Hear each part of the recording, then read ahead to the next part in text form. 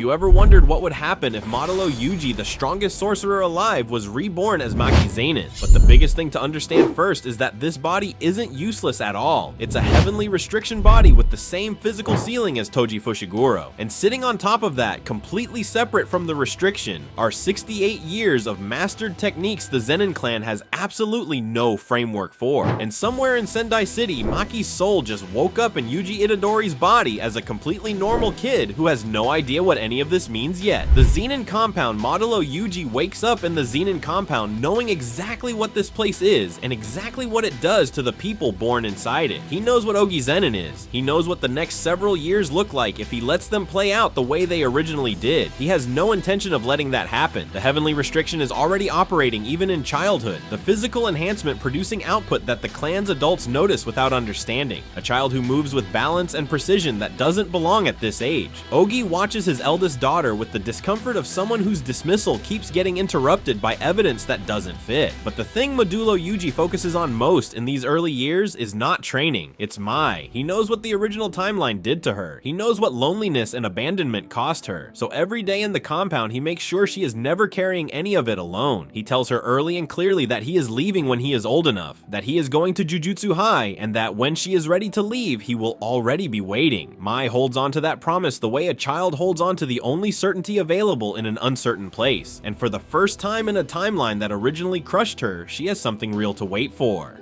When the day comes to leave, Modulo Yuji walks out without drama. No confrontation with Ogi, no declaration. He simply tells him he is enrolling at Jujutsu High, and that the clan's opinion of this is noted and irrelevant. Then he walks out the gate while Ogi is still forming his response. Jujutsu High. The faculty assessment runs into a problem immediately. Almost zero cursed energy output. Can't see spirits without glasses. By every standard metric, this should be a non-starter. Then the physical evaluation begins and nothing makes sense anymore. Shrine activates for the first time during a training session, and the dismantle that fires cuts through the dummy, the wall behind it, and a significant portion of the wall behind that before Modulo Yuji pulls the output back. Sukuna's cursed energy running through a heavenly restriction body produces something neither the original Maki nor the original Yuji ever had. Gojo watches from the doorway, goes quiet, then sits down and asks questions considerably more specific than the ones you ask a new student. Modulo Yuji tells him everything: the rebirth, the original timeline, what's coming. Gojo listens without interrupting and then says one thing: that he believes him. Not because the story is verifiable, but because the person telling it is operating at a level that has no other explanation. They agree on a plan, and for the first time since this second life started, Modulo Yuji has an ally who actually knows what he is. Growing into the body blood manipulation in a heavenly restriction body becomes something different from what it was in Modulo Yuji's original form. The restriction sharpened every biological process in this body to a degree that goes far beyond a normal frame. The sensitivity blood manipulation requires is sitting here as a baseline physical attribute rather than something that has to be developed. Piercing blood was already fast and precise in his original body. Here it runs through a system operating at Toji-level sensitivity, and the result makes the original version look like a rough draft. The combination that emerges is something the Jujutsu world has no category for. Shrine running through a heavenly restriction body that also carries blood manipulation. Physical output at the restriction's ceiling. Sukuna's cursed energy running the techniques cleanly. No interference from Yuji's own cursed energy because there essentially isn't any. Every mission report filed in these early months comes back with notes that nobody knows how to properly categorize. The Goodwill Event. The event is where Modulo Yuji stops calibrating how much to show. The Kyoto students briefed on the eldest Zenin twin. No cursed energy shouldn't be here. Find an opponent whose physical speed produces no cursed energy signature to track, and whose shrine fires through gaps they never saw opening. Every encounter in the forest ends before the response is fully formed. Then Hanami arrives. Its flower defense absorbs cursed energy before reaching the core, making it essentially immune to technique and reinforced strikes. Against this body, the flowers absorb nothing because there is nothing cursed about the physical strike itself. When Dismantle fires through the gap the impact creates, Hanami loses an arm before it finishes processing what hit it. The teachers watching from the gallery go quiet in the way people go quiet when something updates every assumption they had about what they were watching. Getting Mai out between the Goodwill Event and Shibuya, the promise gets kept. Modulo Yuji tracks Mai's situation from a distance, feeds information to Gojo about the clan's treatment of her, waits for the moment when leaving leaving starts to feel possible to her. When that moment comes, he shows up at the compound gate exactly the way he left, without drama, tells the guard he is here for his sister, and waits. Mai comes out and looks at him the way someone looks at a promise they weren't fully certain would be kept. He looks back at her the way someone looks at a person they have been protecting from a distance for longer than either of them would prefer. They don't say much on the way to Jujutsu High. The conversation that mattered already happened years ago at a gate, and this is just the part where it turns out it was true. Shibuya Gojo gets sealed.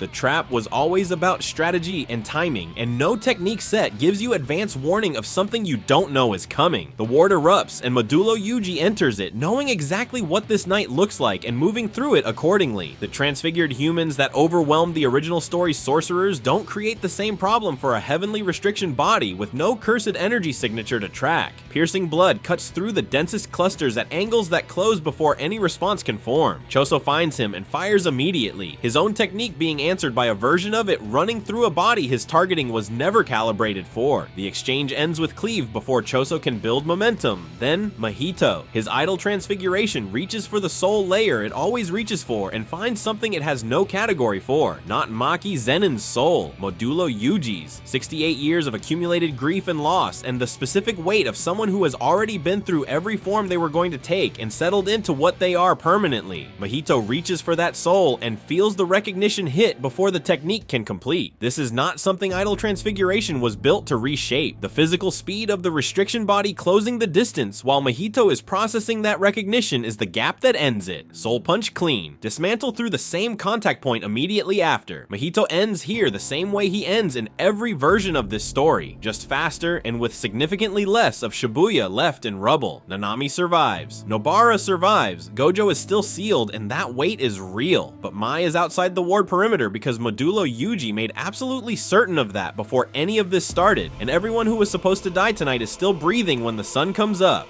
The aftermath of Shibuya is when the clan makes its move. Not immediately. They wait until the sorcerer world is still reorganizing, still processing what Gojo's sealing means, still figuring out what comes next. Then the Zenin clan sends a formal notice to Jujutsu High that the eldest daughter of Ogi Zenin is clan property, and that her techniques, her capabilities, and her future deployment are subject to clan authority. They want her back, not as a person, as a weapon they can point at problems and benefit from politically without ever having acknowledged her worth when she was standing in their compound asking to be seen.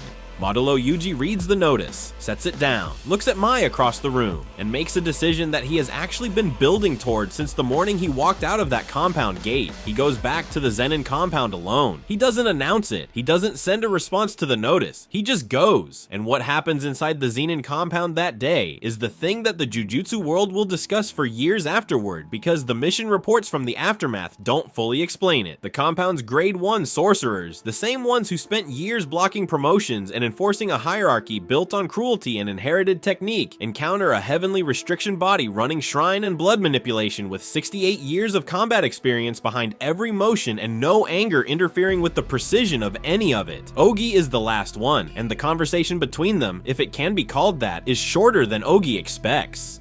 Modulo Yuji doesn't explain himself. He doesn't list everything the clan did. He doesn't need to. He just tells Ogi that the eldest daughter of the Zenin clan ended the Zenin clan, and that Ogi should understand that the metric he used to measure worth his entire life, inherited technique and cursed energy output, just got used to erase him by the person he spent years calling worthless. The Zenin clan stops existing that day, and Mai, learning what happened from a distance, feels something she has never felt in either timeline. Not grief for what the clan was, relief that it no longer is. The Culling Game. The Culling Game is Kenjaku's plan reaching its final phase, and it goes differently the moment Modulo Yuji enters the first colony. Every reincarnated ancient sorcerer inside tries to read the new arrival through cursed energy output and gets almost nothing back. The physical signature is massive. The technique output belongs to a cursed energy source they cannot locate inside the body because it isn't the body's own. Every threat assessment comes back incomplete. Incomplete assessments make ancient sorcerers hesitant hesitate. Modulo Yuji does not hesitate. Higuruma gets reached the same way he always gets reached, not through force but through honesty, and the substitution rule goes in.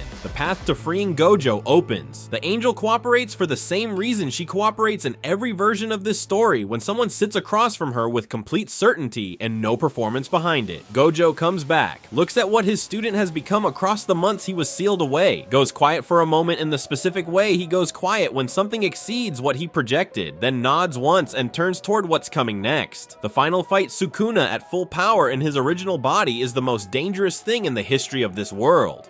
World-cutting slash, malevolent shrine at maximum range, the complete arsenal of the King of Curses against a body with no cursed energy of its own, running his own techniques back at him through a host he cannot track the normal way. The targeting problem that has followed every fight in this story follows this one too. Shrine's output originates from Sukuna's own cursed energy running through Modulo Yuji's body. Sukuna's world-cutting slash tracking is partially referencing its own energy signature as the source of the threat. He adjusts to the physical movement instead and finds a heavenly restriction body moving at a ceiling he has encountered exactly once before. Toji, except Toji did not have shrine or blood manipulation. The fight costs everything. Without cursed energy reinforcement absorbing hits, every clean strike Sukuna lands hits the restriction's physical baseline directly. Modulo Yuji takes damage that accumulates across the fight in ways that would have ended a normal body several exchanges earlier, but the restriction keeps him standing one more exchange past the point where standing should have stopped being an option.